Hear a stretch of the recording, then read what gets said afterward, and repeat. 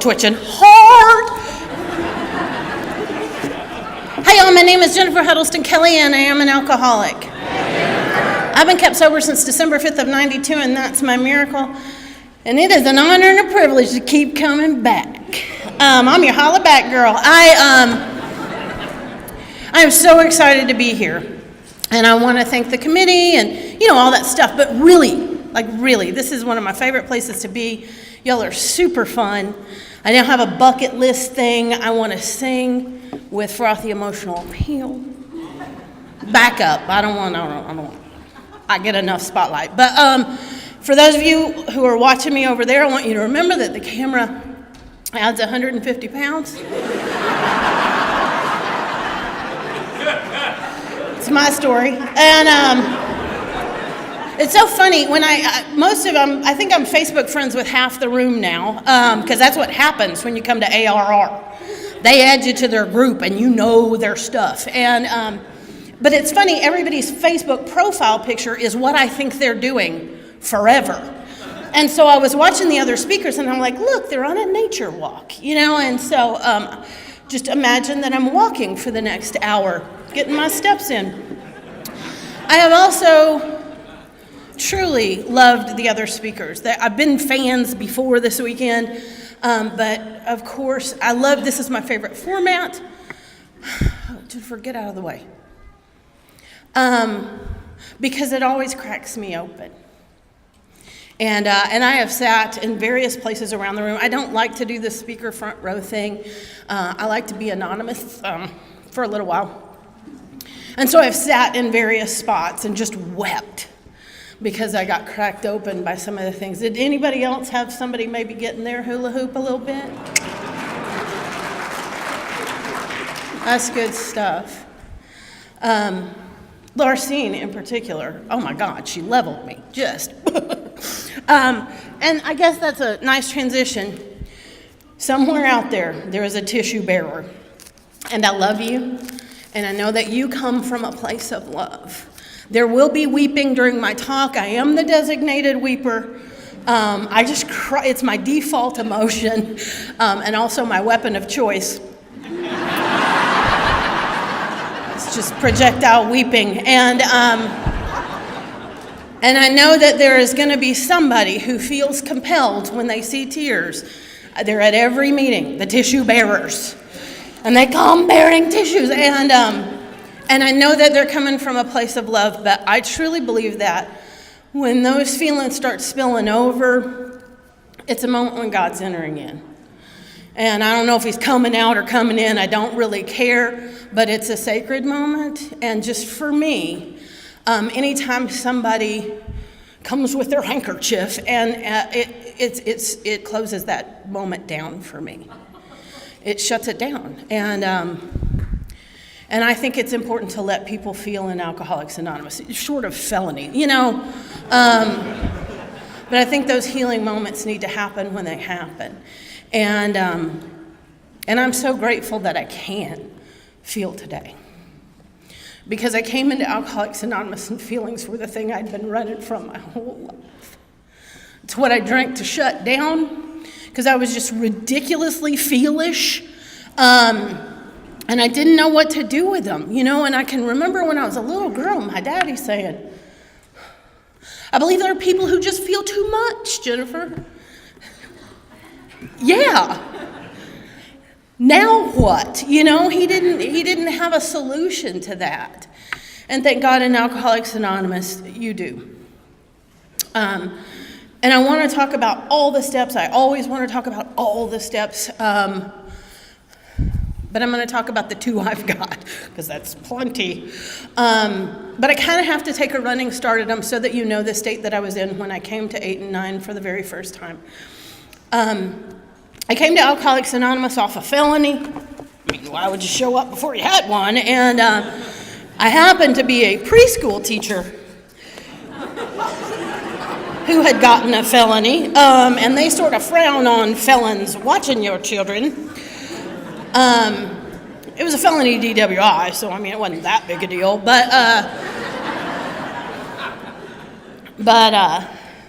was also living at home with my parents, who were school teachers and churchgoers who don't drink at all. So I kind of stood out there, and every attorney in Dallas was sending mail to my mama and daddy's house, so I'm having to run get the mail before they do, and I'm not super focused. I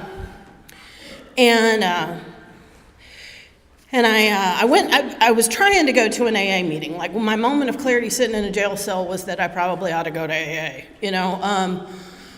I had a moment of grace where I saw myself for exactly who I was and what I was in that moment. And I could no longer tell myself some story about how it was because of these things that I do this deal and wind up in these situations. For this moment of grace, I could say, I drink because it's the only way I know how to get through the day. And I can't swear to me, God, or anybody else that I won't do it again, because I absolutely will. There is no doubt in my mind that I will drink again. And I don't want to. And I know I'm hurting a whole lot of people when I do it. But I've got to have help, or else nothing good can ever come into my life and stay if I keep doing what I'm doing. And so then I start trying to go to AA meetings. Any orbiters? I orbit. Like, I'm still orbiting the Al-Anon room, like close, but not quite in. And you'll hear about that later. But I was orbiting AA, and I accidentally went to the meeting like at meeting time. Huge mistake. And I started to get out of my car like the door was open. I was almost en route when the alkalogic kicked in. And I said, wait a minute, you don't have an AA book. You can't be rolling up in the AA meeting with no AA book. So I got in my car, and I left the AA group where the AA books live to go off on a quest to find myself an AA book. Keen alcoholic mind. So I went to the Barnes & Noble to get my AA book. And they have an AA book at the Barnes & Noble. It is expensive. This was 1992. It probably cost $4.59. And I was not really flush at that time. So I left the Barnes & Noble and I left the AA book and wound up at the half-price books. Now, they do have AA books at the half-price books too, but those are used AA books, and they got willy-nilly highlighting in them. Probably treatment highlighting. And so I'm looking at this AA book with the willy-nilly and I'm like, I can't have this. I don't want some rando influencing my opinions about Alcoholics Anonymous with their non-systematic highlighting. And which led to a 3-day quest and multiple half-price bookstores to find a clean copy of the book Alcoholics Anonymous, which I could study prior to the AA meeting, so I didn't sound new and crazy. That went well. It was while I was reading the book by myself that I drank again, because I reached a line that I found disturbing. It was something about absolute abstinence, another definition for AA. And they spelled absolute wrong. And I began to ponder the idea of absolute abstinence. And AA, before I had ever visited you, seemed like a bad idea. And so I wound up going to a bar, not to drink. Oh no, I wasn't going to get a sandwich either, but I was going to the bar for legal advice. And I always say, I wish I was kidding about that, but it's true. I wish I was kidding about that. That is absolutely true. I knew a guy with 8 DWIs. He was not in jail. My attorney, with my piddly 3 DWIs, had said, you're going to jail, and you're staying for a while. And I know this guy with 8 DWIs who's still drinking at the bar. Here's a man with a real solution. I'm thinking, I don't want to disturb the members of Alcoholics Anonymous if Jimmy's got a plan. And so I go to talk to Jimmy about his plan, and you're not going to believe this, but the worst drunk I know starts telling me I might have a problem. And I'm really disappointed. Turns out Jimmy was paying his attorney in cocaine, and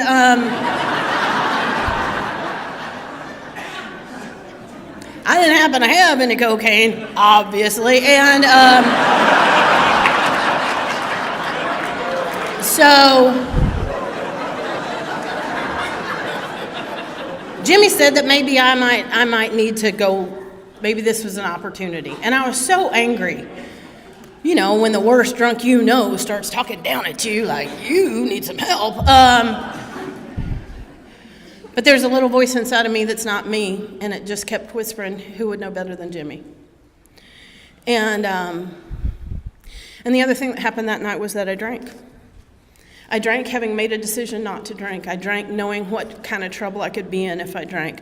I drank having told other people that I wouldn't drink, and here's the scary part. I get chills every single time I talk about it. I drank and then looked down and realized I had drank. I do not remember making a decision to drink because I had made a decision not to. I don't know how the drink got in front of me. I don't remember drinking it. I looked down and the glasses were empty. And I knew I had done it, but I don't remember anything prior to that. And I realized that I would drink whether I wanted to or not. And so that's why what you said resonated so much with me, because it wasn't a decision. I drank because I drank. I drank like I breathe.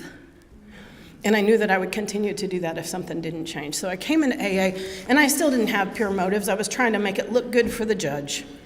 That's all I was really trying to do.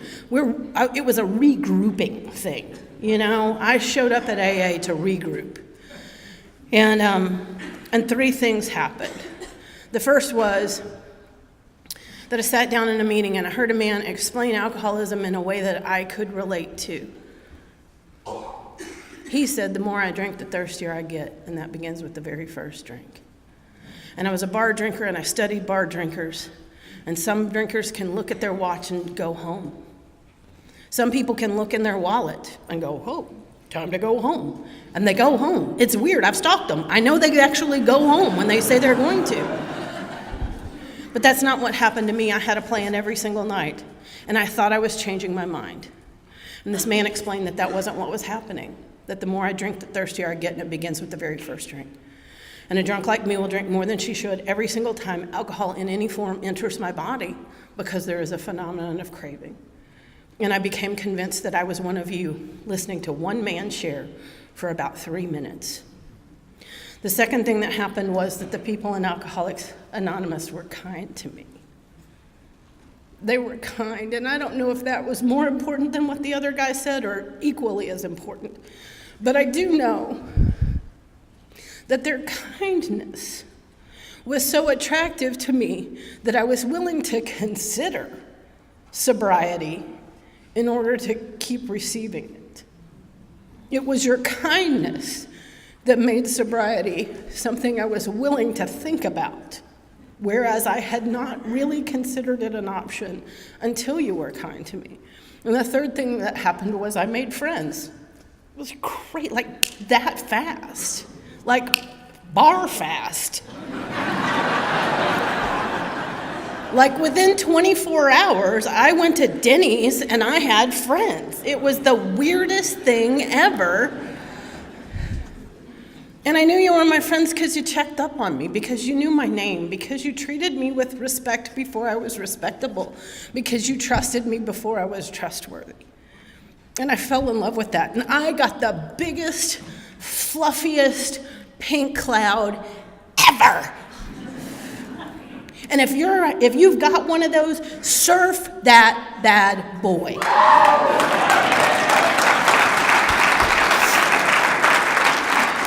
You are supposed to be excited about a new way of life. You are supposed to be excited about a host of friends. Enjoy it. It's a beautiful thing. And for about a year, I had a big fluffy pink cloud. And I got a sponsor because of peer pressure. Because if you go to meeting after meeting after meeting after meeting after meeting after meeting after meeting, eventually they get like they're onto you. And then they badger. You have a sponsor, get a sponsor, come to the women's meeting. But I got one. What I didn't know was that she hadn't worked all 12 steps. And it didn't matter. She had multiple years of sobriety. She got to some steps that she balked at, coincidentally. It's the ones I'm talking about. And I'm not judging her. I will forever be grateful to her. She gave me as much instruction as she knew how to. She kept me in AA and she kept me active and being of service until I could hear a message that had depth and weight. She did not do me a disservice. She told me the truth. When we got to the steps she didn't know how to do, she told me the truth. She was of service to the degree that she knew how. And I learned later that no one had ever taught her. There were parts of the inventory that were missing because nobody ever showed her how. And she couldn't transmit something she hadn't got. But what happened around that was I got a chip with a 1 year on it, and I went out and found me a guy to date. Actually, he found me, which is different, and he'd been scouting me for a little while. And I didn't know it because I hadn't written a fear inventory and I didn't write a sex inventory. But he knew some information about my fear and my sex inventory that I didn't. And we went on a date and he flattered me. And he said the things that I wanted to hear. And about halfway through the date, he said he was uncomfortable because there was alcohol around. And we were both in AA and we both had sponsors. And he said we both were working steps. And so he asked if I would like to go back to his house. And I said, okay, but I'm not doing anything. And we went back to his house, and he began to take some action. And I said, that's not what I want to do. I'm not ready for that. And he said, I'm sorry, I'll stop. And he began to take some more action. And I said, I can't do this. And I grabbed my purse, and I began to leave. And he said something really flattering. And he said that he would stop. And I sat back down. I did not have an opportunity to leave the third time, and there was no confusion about whether there was consent or not. My sponsor had warned me. She just said, be careful. There's something about him that makes me uncomfortable. And I didn't listen to her because he had flattered me. And so when this happened, I didn't want to tell her because I was embarrassed and because I was ashamed. Because I hadn't acted or reacted any different than I would while drinking. Because I had a 1 year chip. And the voices were back telling me that this is just how my life's going to be because I have no worth. And because I don't deserve any different, drunk or sober. And that man continued to come to meetings, and I began to try and hang on to this secret. And I'm not good at secrets, like never. And thank goodness, because one of my friends, he happened to be a guy, it doesn't really matter, but he noticed that I was not doing well. And he asked me what was going on, and I told him the truth. And my motives were not pure. I told him because I wanted him to beat him up. That's what I wanted. But on that day, he was a sober member of Alcoholics Anonymous, and he behaved like one. And he said, you need to find a woman you can talk to, and you need to work the steps around this quick. Because if you don't, you will drink, and nobody wants you to drink over something that wasn't your fault. And I did what he said. And while I hate the actions that he took, I will be forever grateful because I might still be sitting in AA pretending I was doing AA, or worse. I might not still be sitting in AA. If I didn't have a situation that showed me I didn't have the relationship with God that I thought I had. And I got a sponsor who took me through the book Alcoholics Anonymous. And we came to a step, we did it, and we did one right after another, after another, after another, because she thought that my life depended on it. And it did. And these were the steps that I hadn't taken. And I'll tell you that when I worked with her on steps 8 and 9, I'm fairly certain that all I did was I just wrote down kind of how I thought I harmed people, and she sort of edited it because I had weird things. I gave him too much power. It's like, how do two powerless people give each other power? How does that even happen? Let's look for some new words, Jennifer. I borrowed and I didn't give it back. Let's try again. There is a word for that. Even Bill uses something goofy like, I can't remember, but it's stealing, but he uses some kind of maybe-ish. It's not really, dang it, I wish I could remember that. Anyway, it'll come back to me, at 2 a.m, and I'm just going to shout it out loud. But, And so, she edited it and she told me what to do and I went out and did it. And the first working of the steps, it talks about cleaning our side of the street or sweeping away the debris. Really, that first working of the steps for me was just, there's a dead tree in the middle of the road. Let's drag that out of the way. There was not anything very polished about what I was doing. And one of the things that she had me do, and to this day, I do not know whether I agree with it or I think it was weird. And I can't see me telling a sponsee to do it. But one of the very first amends that I made was to the group. And she had me do an amends to the group because in that situation that I just explained, she said I didn't behave as a sober member of Alcoholics Anonymous should.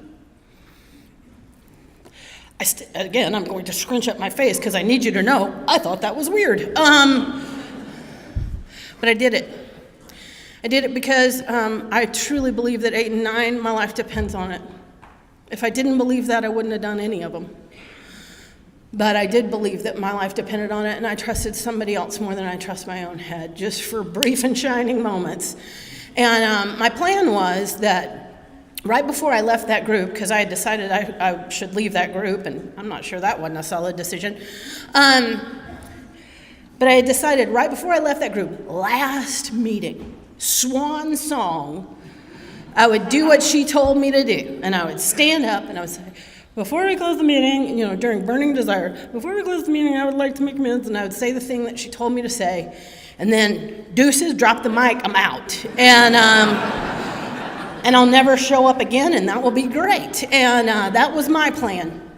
What happened was, 2 weeks after I finished my inventory and the 8-step and whatever else, I'm at the podium at that group, and it's one of my very first talks. And I am somebody, like I need to tell you, I'm somebody who spends about 49 minutes on my drunkalog.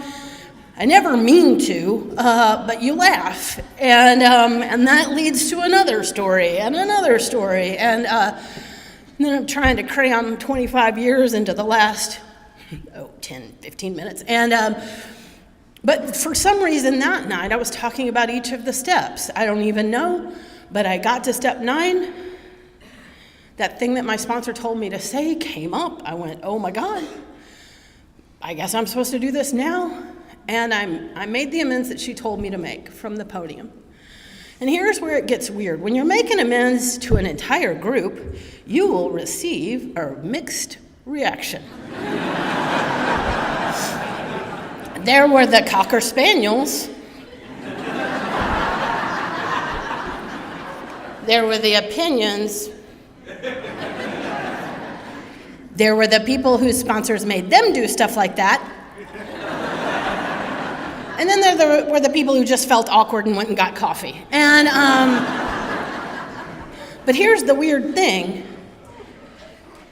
After I got done with the talk, I knew I didn't have to leave the group. I didn't have to leave the group. I mean, I did, but I didn't have to. And as a matter of fact, I continued to visit that group, and I began to sponsor a bunch of women at that group. You know why? Because they saw something different. They saw somebody who had the courage to stand up in front of the group and say whatever it was her sponsor told her to. Our whole department shouts at the new prospect that we are a man with a real answer. I believe that begins with step 9. Because anytime anybody as scared and arrogant as me says I was wrong, God's working. God's working.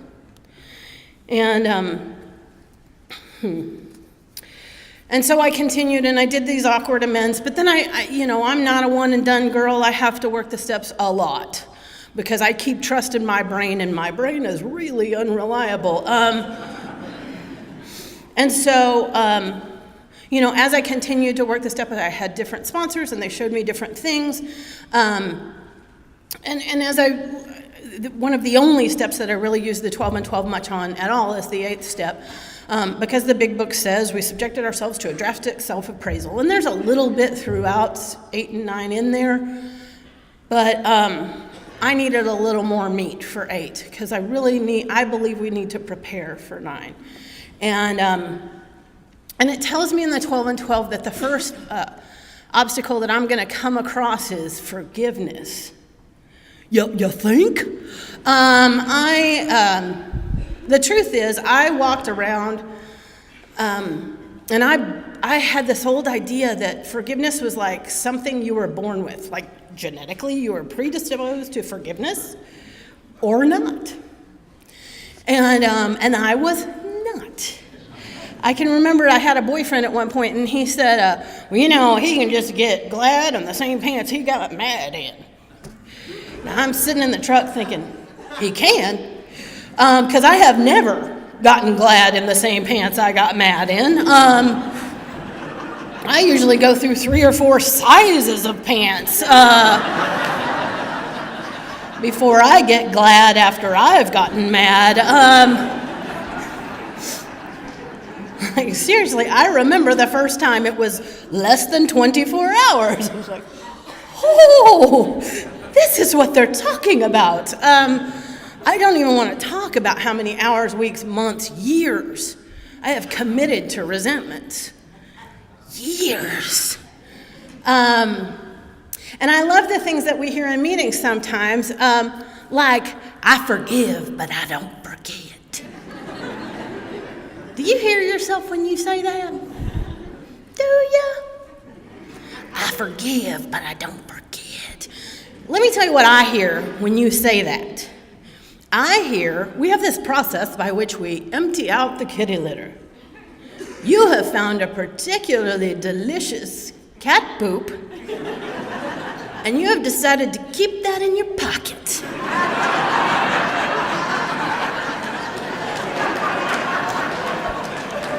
Did you really forgive?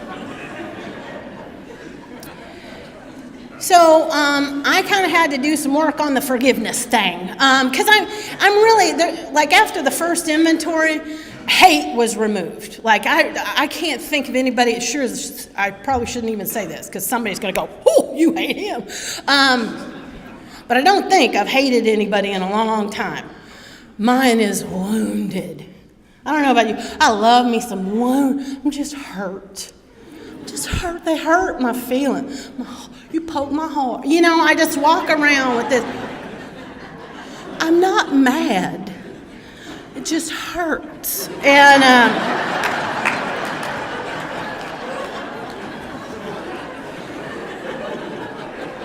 so I got to do the forgiveness work. I got to figure out. And for me, what that looks like is I got to go back to the 4th step, and I got to look at that line that says, our resentments, fancied or real, have the power to kill. Question number 1 is my belief even true? Like, can I prove, in a court of law, could I prove my story is for realsy? And a lot of times the answer is, well, I got some circumstances that we could work with, but and of course, if you got a sponsor and you tell her about this, she's going to say things like, what is another possible reason this could have happened? So, I begin to explore possibilities. But even more interesting is that, especially at this point in my sobriety, I will know a story is not true and stay committed to it. I hate saying that out loud. I am comforted by how many of you are going. Illustration. I had a job, my last job where I had a boss that wasn't me. And I took this job because it was offered to me in the driveway of my home. I did not have to interview for it. I did not have to write a resume.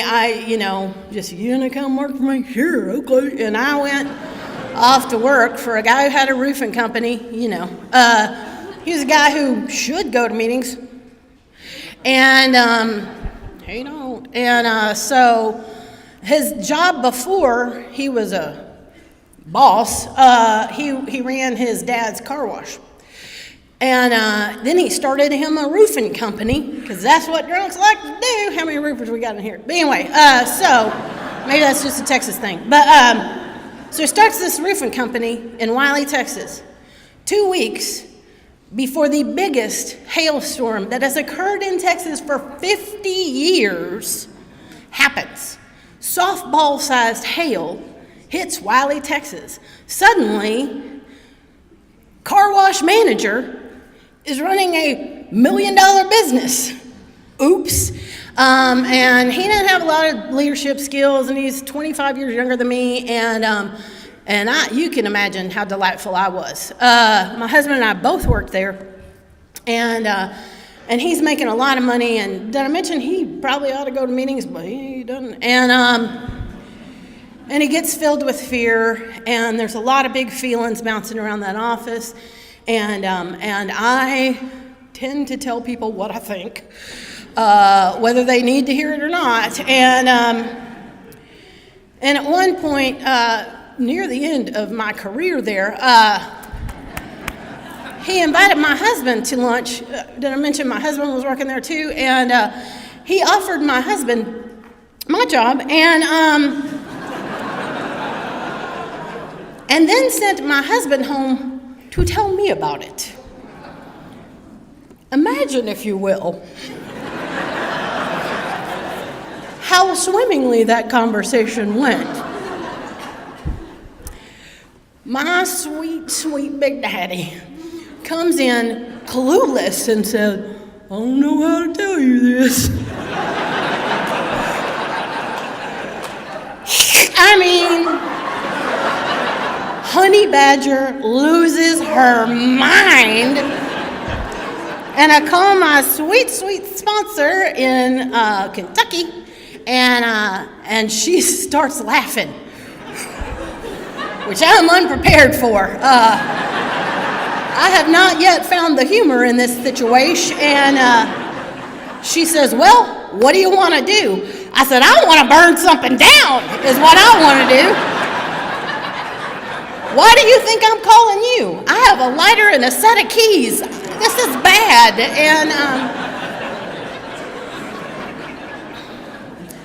And we decided I should probably resign sooner rather than later, because I had a lighter and a set of keys. And so we did some inventory work on that thing, and what we discovered was a young man in a lot of fear, with a lot of responsibilities and not a lot of skills to deal with it. But every time his name gets mentioned at my home, we don't work there anymore, by the way. Nobody works there anymore. I mean, nobody I know.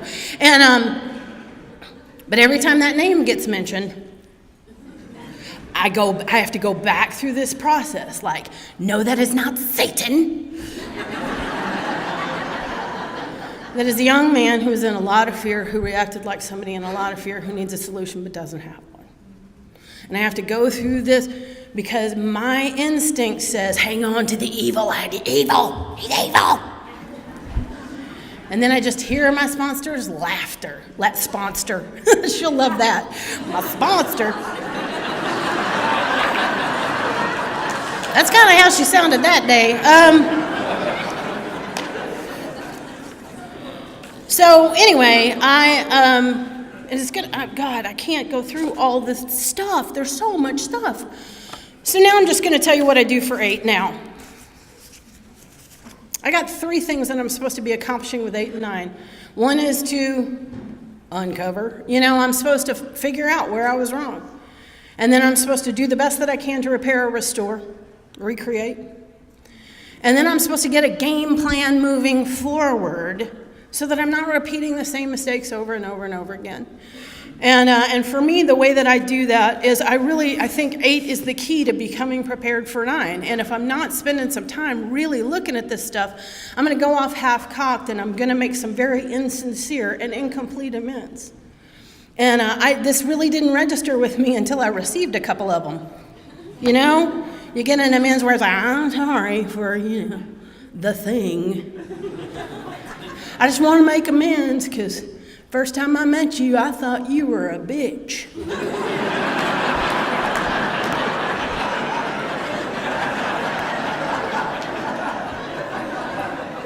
Fantastic. So helpful to me to know that.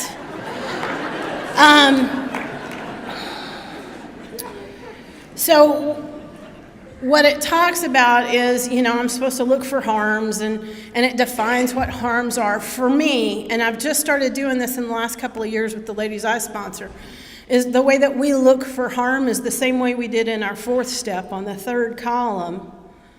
I ask myself, how did I affect my mother's self-esteem, security, ambitions, personal relations, sex relations, and pocketbook? How did I affect hers? If I can figure out how they affected mine, I can probably identify some of the ways in which I affected theirs. And I go through the list and I look at how I did that. And for me, it becomes really clear when I look at it in that way that I didn't give you too much power. I was insubordinate. I was disrespectful. I was blaming. I was dishonest. I stole.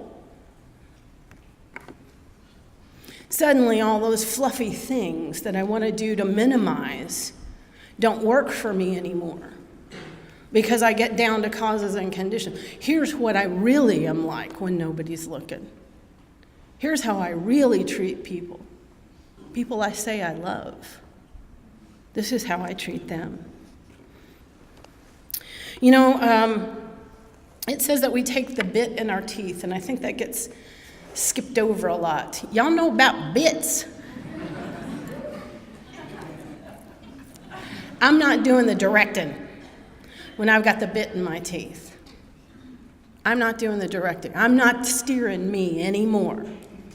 And the only reason that I'm going to surrender at that level is because my life depends on it. He says it over and over and over again.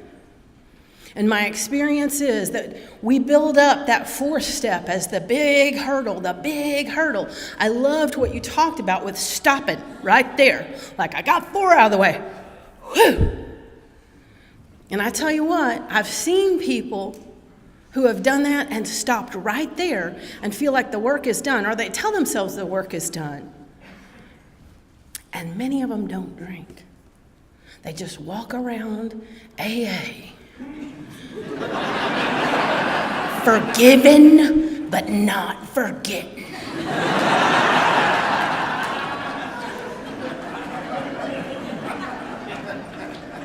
Which is really funny until they attempt suicide. Because they do. They're sitting in meetings of Alcoholics Anonymous, believing that they've done the work, and they're suicidal, and they're miserable, and they've got those secrets, and they're not happy, joyous, and free, and they don't know it's because they didn't pay back the freaking money. They don't know it's because they weren't willing to sit down across the desk from that employer who did more wrong to them than they did to him. They don't know that the reason that they're still miserable is that they're still valuing their victimhood more than their freedom. And the reason I know that is because I did it. I did it. Now, I made my direct amends the way that I was told to, and I'm going to tell you a little bit about that because I love these stories. I love some of them. When it was time to make amends to my dad, actually, after my sponsor heard my 4th step about my dad, she said, we're going to do something called pre-amends.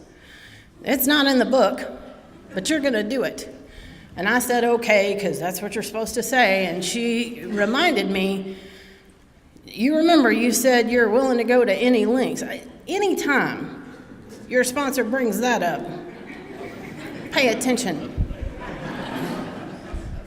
My daddy was a football coach. He was a high school football coach and later a middle school football coach.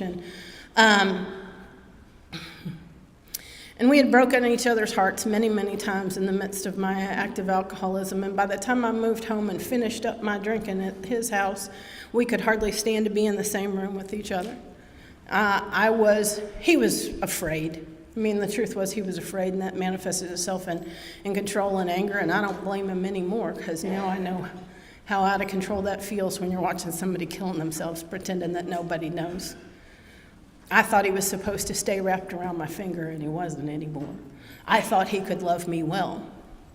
I thought he could buy me out of the trouble that I was in, or fix the feelings that I was feeling. And so we were stuck. And my sponsor didn't feel like we were ready to sit down and make those amends. And so she said, your dad was a coach, right? I said, yeah. She said, I've got an idea. I want you to watch a season of Dallas Cowboys football with your dad. Now, for some of you, that doesn't sound horrible. But there are two things that would make the vein in my father's forehead stick out where you could see the heartbeat. One is Dallas Cowboys football, and the other is me. And so we're going to combine those two things, and I'm going to watch a season of football with my father. And my dad screams at the TV like they can hear him. And I twitch. I cannot stand it.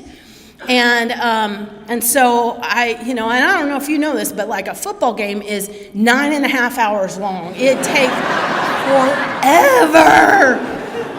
And so I would sit and he would scream and I would twitch, and at all the commercials I'd go pace the kitchen and I'd say, I can't do this. And my mother would say, then don't. And I'd go, I'm willing to go to any lengths to stay sober. And I'd go back in and I would twitch and he would scream, and it was awful. It was awful. The Sunday night meeting at my home group at the time was our big book study. And y'all, I do not care what we read about. Somehow I would tie it back into watching football with my dad and how horrible it was. So fun. Now it's funny. Oh my God. To the wives, let me tell you about watching football with my dad. I don't even know when our sponsor came up with this stupid idea. And it was awful. And it never got better. Like, it didn't get better. Like, it went on and on. And then there were Monday night games. Fantastic. And awful. And, y'all, I got so desperate, I started praying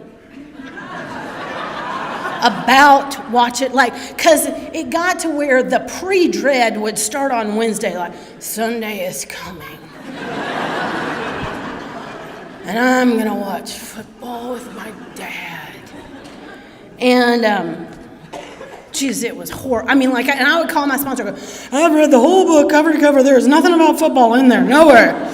And, you want to drink? Do you want to die? Watch football with your dad. And, so I get so desperate, I start praying about how do I live through this season, because he's killing me. He is killing me. I don't like him. He don't like me. And we both hate the Cowboys at this point. And so I'm praying about it, and an answer came because God answers prayers. And the answer came in the form of queso. I'm in the middle of praying about this football, and all of a sudden, I think, you know what? People eat queso. During football, they eat queso. I should make queso. And so that next Sunday, I bought, the crock pot. I've got the slabs of Velveeta. I come out, the game starts. I plop down a crock pot of queso for me and my dad. 2 people, crock pot.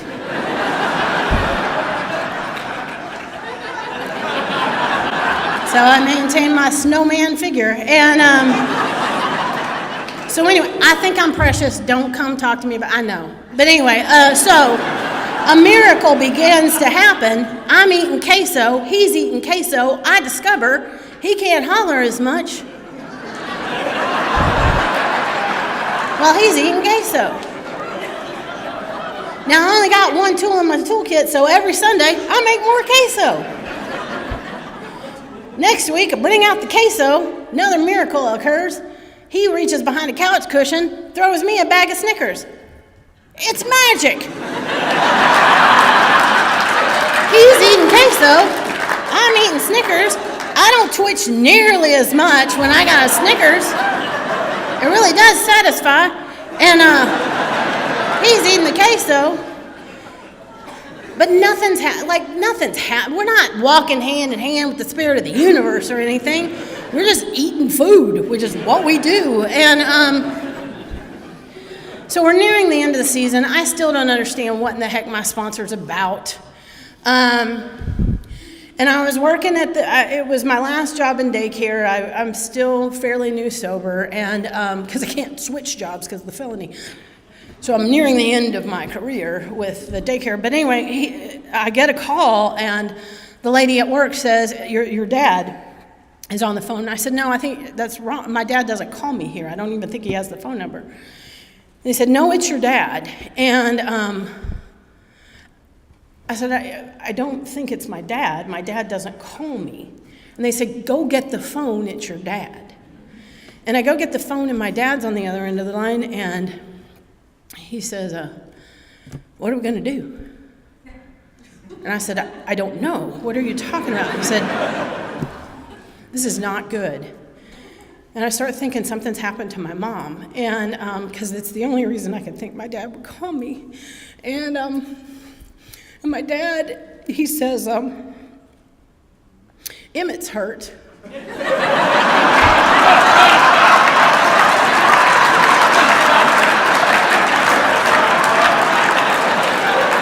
I'm sorry, I took you there with me. But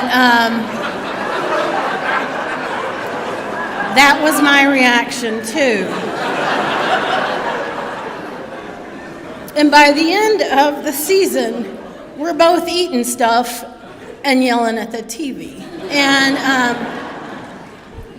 I never watched another full season of football with my dad. But there wasn't a time when there was a basketball game on or the Olympics. My God, we love the Olympics. When I didn't call my dad and say, hey, did you hear about the pole vaulter? Or, and we began to repair because I was willing to suit up and show up and sit down and do something I did not want to do. And then I read in the 12 and 12 when it talks about our twisted relations with other people being the root of most of our problems, including our alcoholism. And I realized that watching football with my dad has everything to do with staying sober. Everything. Now, I did make direct amends, but it was much easier after we had done that work. And we began to heal. And let me tell you why that matters.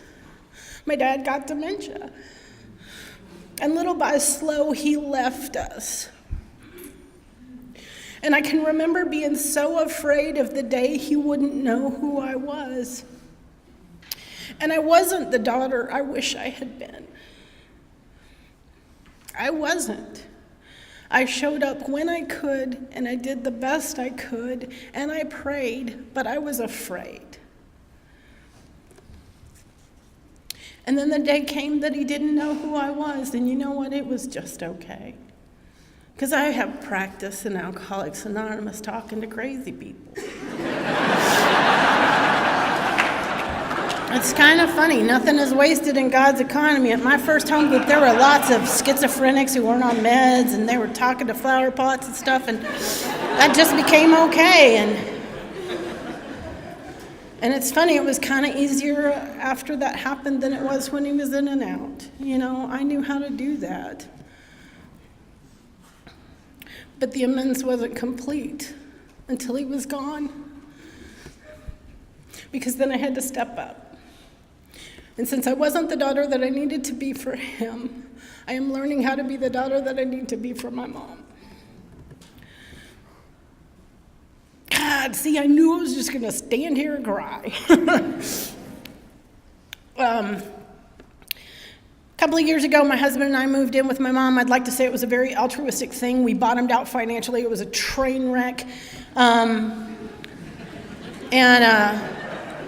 That's when I discovered my mom's a hoarder. Yay! And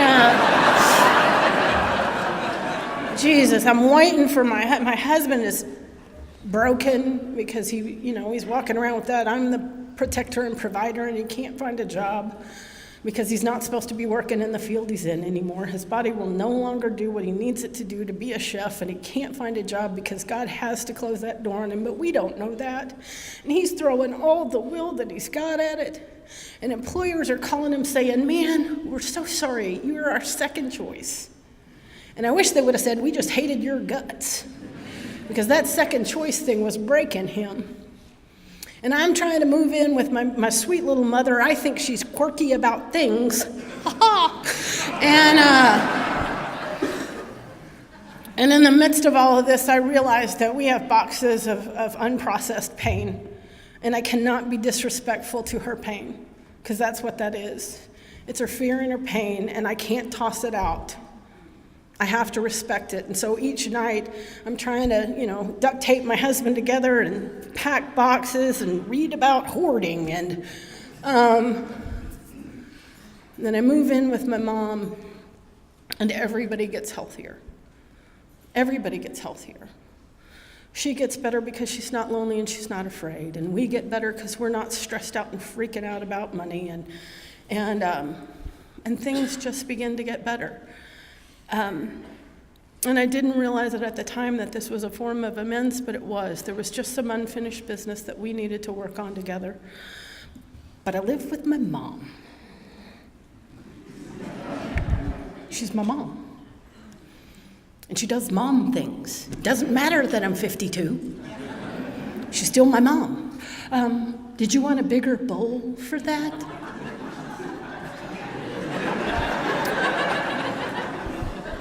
Mom, if I'd wanted a bigger bowl for that, I would have gotten a bigger bowl. And of course, then on principle, I will use the too small bowl. So we do this dance, and she can't stop being my mom, and except she's a peacemaker and she's passive aggressive. It's delightful. I married somebody just like her. So we all speak in sighs. Oh. Oh.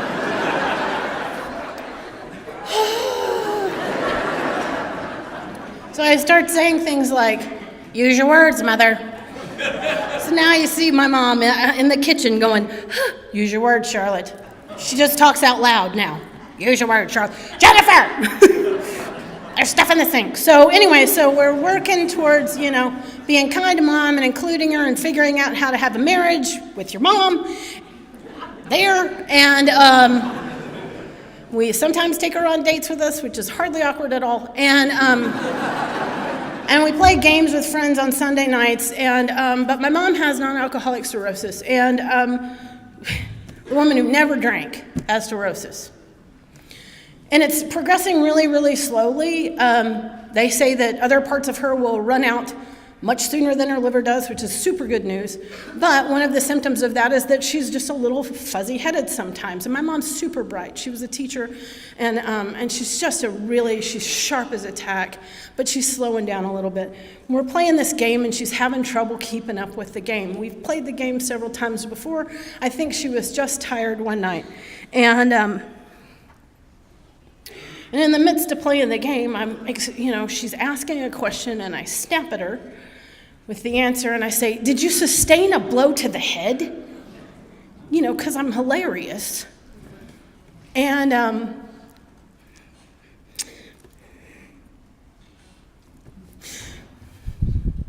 let me tell you how graceful my mom is. She didn't say a word.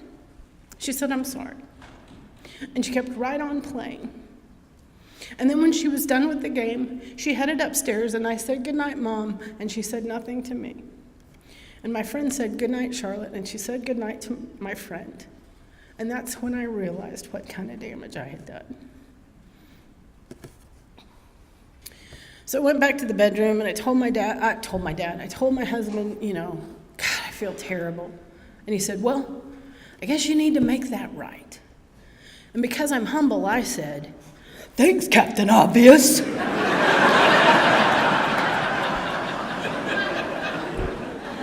Two amends.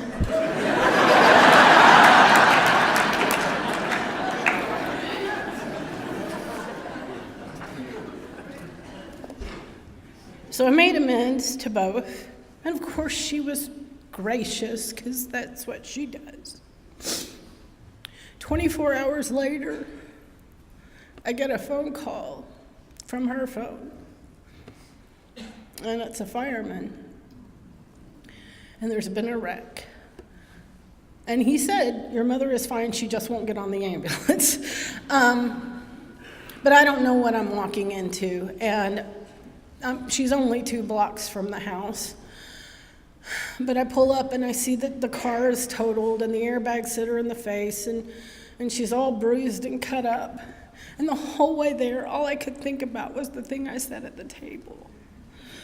And how grateful I was that the last thing I said to my mom was not that. It was, I should not ever talk to you that way. I love you and I appreciate you, and I was wrong.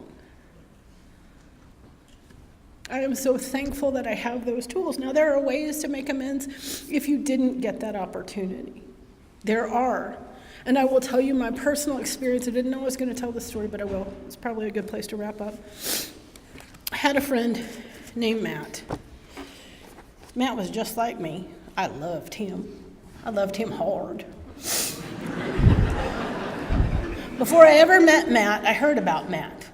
Because we really were a lot alike. We drank at competitive pool halls, because I'm classy like that. And I was at my pool hall, and somebody said, have you ever met Matt? You would love Matt. Matt's just like you. And I said, no, I have not met Matt. And apparently other people were saying, have you ever met Jennifer? You would love Jennifer. She's just like you. And eventually we met. And it was delightful. He was so much fun. He's one of my favorite alcoholics I've ever met. Matt would go into a blackout and he'd go get tattoos. And I love this because he'd get drunk and he'd go, I'm going to get a tattoo tonight. I'd say, cool, what are you getting? And he would say, I'm going to get a skull with a knife in his eyeball. It was always this manly crap. And then the next time I'd see him, I'd say, show me your tattoo. He said, I don't want to.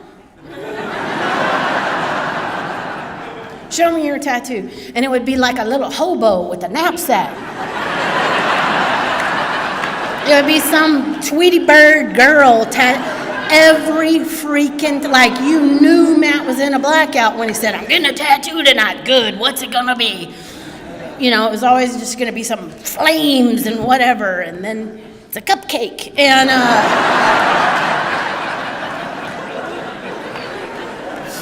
God, I love that guy. And we began to date and, alka dating.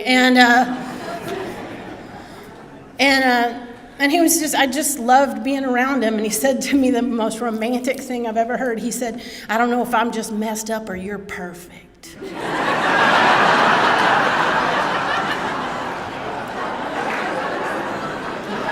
And look, you hear what you want to hear. I heard what I wanted to. But anyway, we dated for a little while, and we were too much alike. We had dueling alcoholism, and it wasn't good. And Matt had the wisdom to see that. He kind of knew that we were going to go down in flames if we stayed together. As a matter of fact, he told me, there's another man who's in love with you, and I can't settle down, and I can't marry you, and I can't do that. I know me, but I think he would. And I think you ought to go be with him. And I did. I didn't want to break up with Matt, but I heard the wisdom in what he said, and I thought this guy would save me. He didn't. But he got me ready for Alcoholics Anonymous. Matt and I stayed friends. As a matter of fact, at one point, Matt moved in with me and my boyfriend, because that's hardly awkward at all. And it's just how we do things. And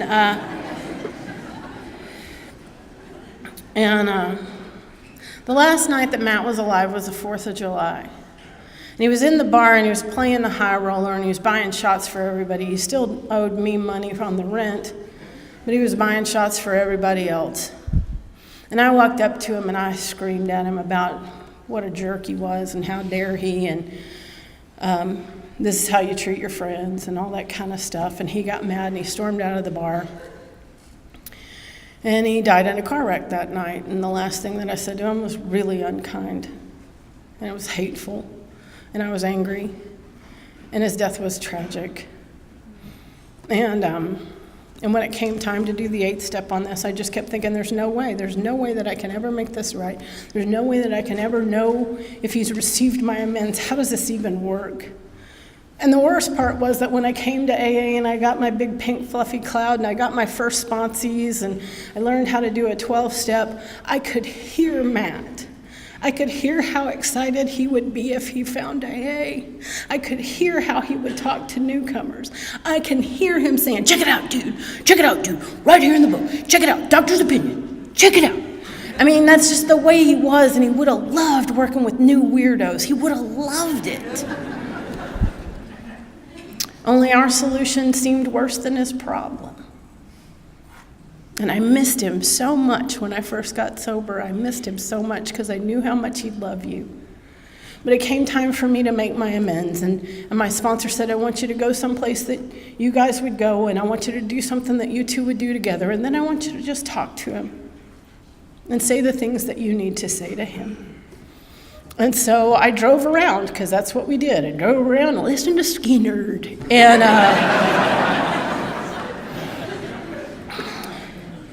And I just talked to him. And I talked to him about Alcoholics Anonymous and how sorry I was he never found you. And how much I knew he would love AA. And I thanked him because I believe he paid for my seat. I believe he paid for my seat. Now, I do what I have to do to keep it, but I believe he paid for my seat. And I told him the thing that I regretted most was that the way that I talked to him the last time I saw him, and that I don't think I ever really told him how much I loved him and how important he had been to me. And by the time I was done talking to him, I pulled up in front of the house, and I was sitting under the street light, and it was dark, and they had told me that if when my amends was received, that I would know it, that I would get aside. I'm new, and I'm crazy, and somebody has given me a message. So I'm sitting under the street lamp, waiting for a ghost to walk. I swear, like I am waiting. There will be a ghost.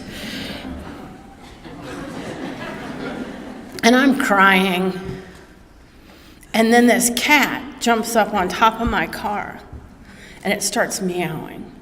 And I'm like, Matt?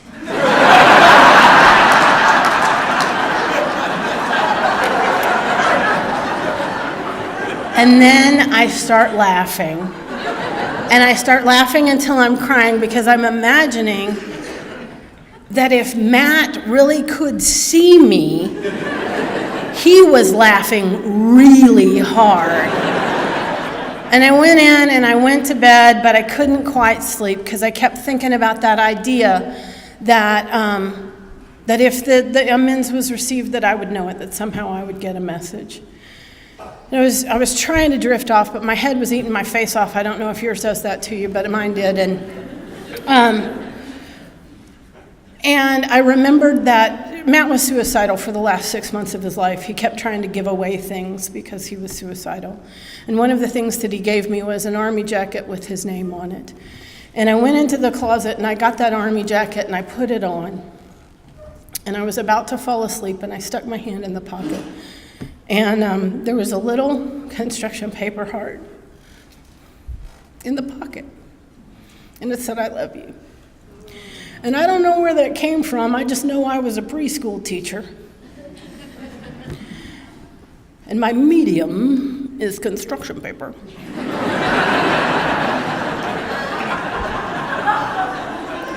And the truth is, I don't care where it came from.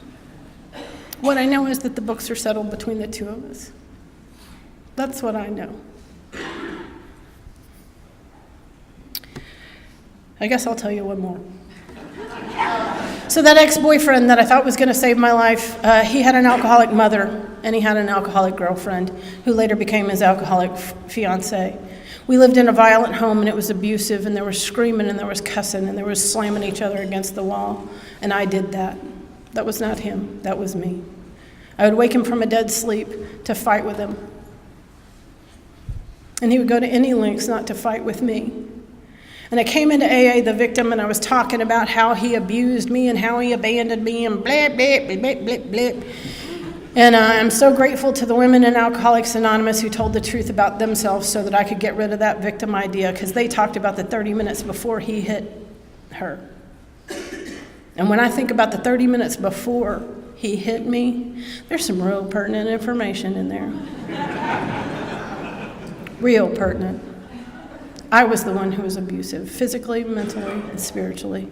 I was the one who initiated every fight. He tried to leave the house to get away from me when I was that crazy, and I followed him. That's how I did it. And when things got really fun, I would chase him down the street and I would scream at him about how I am not your drunken mother. And I was exactly like his drunken mother. And he walked around thinking if he could be good enough, I would stop drinking the way that I was drinking. When I made amends to him, I actually was going to pick up a girl at a bar to take her to a meeting. She wasn't there, he was. And I asked him if he'd come outside and talk to me, and his wife was not impressed with that idea. So we sat in a bar, and I sat across from him at a table, and I told him the things that I had discovered on my inventory, the ways in which I was wrong. I apologized for my disrespect. I apologized for how many times he had respectfully asked me not to bring up his mother. There were two things that he asked me not to do. I would call him stupid, and he asked me not to bring up his mother, and I loved that man. I loved that man. I wanted to spend my life with him. And I meant it when I said I wouldn't do that until I was mad. Until I was mad, and I'd like to tell you I only did that when I was drunk, but that's not true. That's not true. And I told him how much I hated that he had been so kind and so respectful to me and asked me for what he needed, and I didn't do what he asked me to do. And I asked if there was anything that I left out, and he said no. And he thanked me. And I got up to leave, and he said, "Wait a minute, that's not true." Buckle up. Will you sit down for just 5 more minutes?